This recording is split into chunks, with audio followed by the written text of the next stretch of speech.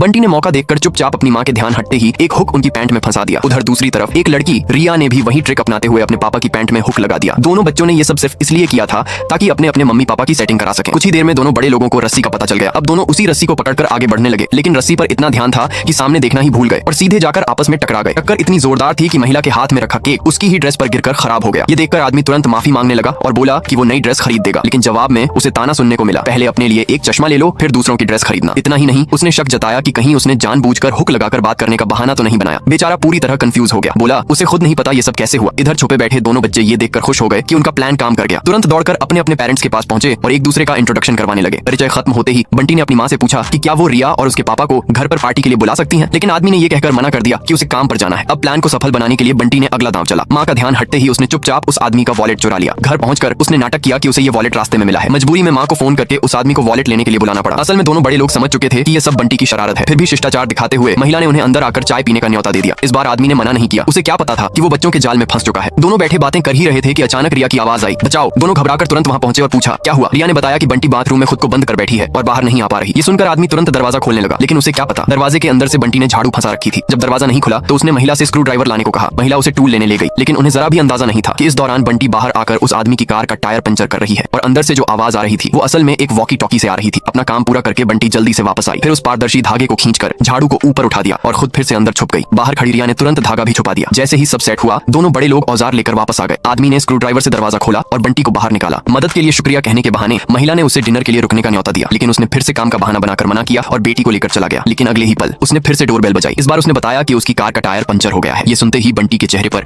हल्की सी शरारती मुस्कान आ गई। आखिरकार टायर खराब होने की वजह से वो काम पर नहीं जा पाया और वहीं रुककर पार्टी में शामिल हो गया। इधर दोनों बच्चों का प्लान पूरी तरह सफल हो चुका था और उनकी खुशी का ठिकाना नहीं था।